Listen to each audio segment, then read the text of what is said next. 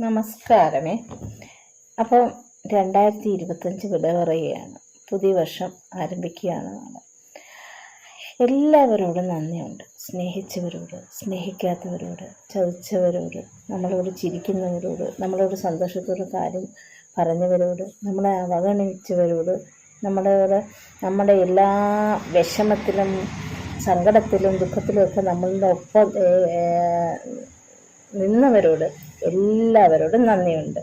അതുപോലെ തന്നെ ഈ 2026 എല്ലാവർക്കും നല്ല വർഷമാകട്ടെ എന്ന് ഞാൻ ആശംസിക്കുന്നു. അത് എല്ലാവരോടുമുള്ള നന്ദി എൻ്റെ ഹൃദയത്തിൽ സൂക്ഷിക്കും കേട്ടോ. അപ്പോൾ പുതിയ വർഷം പ്രതീക്ഷകളിലേക്കും നന്മകളിലേക്കും എല്ലാം വഴി തുറക്കട്ടെ എന്ന് ഞാൻ ആശംസിക്കുന്നു.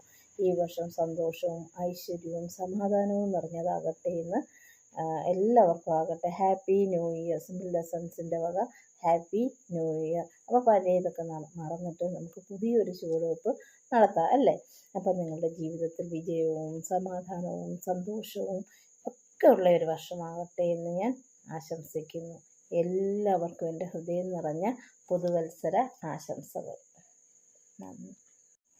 അപ്പോൾ 2025 കടന്നു പോവുകയാണ്.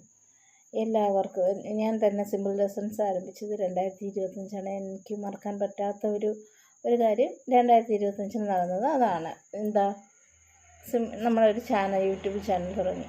അപ്പോൾ 2025 പറ്റി ഇനി നമ്മളധികം സംസാരിച്ചുകൊണ്ടിരുന്നിട്ട് കാര്യമില്ല. ഇനി നമുക്ക് 2026 നമുക്ക് നല്ല വർഷമാണ്. അപ്പോൾ ഞാൻ എല്ലാവരും ചെയ്യേണ്ട കാര്യങ്ങളാണ്. എന്താണ്, നമുക്കൊരു ലക്ഷ്യം വേണം, ഒരു ഗോള് വേണം. അപ്പോൾ ആ ഗോള് സാധിക്കാൻ വേണ്ടി നമ്മൾ പരിശ്രമിക്കണം അല്ലേ.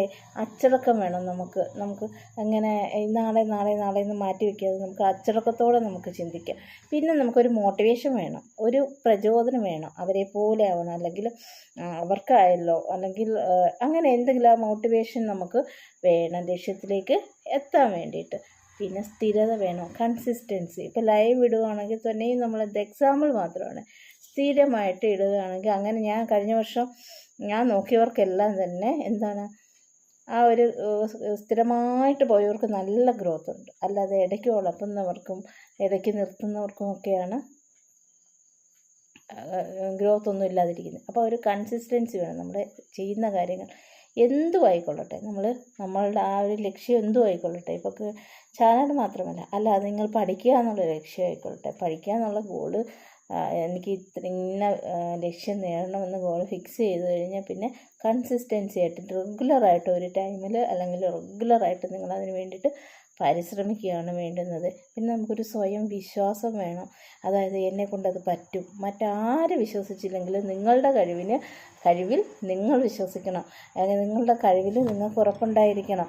എങ്കിൽ മാത്രമേ നിങ്ങൾക്ക് വിജയിക്കാൻ സാധിക്കത്തുള്ളൂ. നമ്മളുടെ കഴിവിൽ നമ്മൾക്ക് വിശ്വാസം ഉണ്ടായിരിക്കണം, ആ ഒരു ഉറപ്പ് നമുക്കുണ്ടായിരിക്കണം. അപ്പോൾ ഉറപ്പായിട്ടും പല തടസ്സങ്ങളും വരും. മനുഷ്യരുടെ ജീവിതമല്ലേ. അപ്പോൾ തടസ്സങ്ങൾ ഉറപ്പായിട്ടും വരും. അപ്പോൾ അതെല്ലാം തന്നെ നമുക്ക് ഇമ്പ്രൂവ്മെൻ്റ് ഉണ്ടാവാനുള്ള പാഠങ്ങളായി കാണുകയും 2026 ഒരു മികച്ച വർഷമായിട്ട് നിങ്ങൾക്ക് മാറട്ടെ എന്ന് ഞാൻ ആശംസിക്കുന്നു.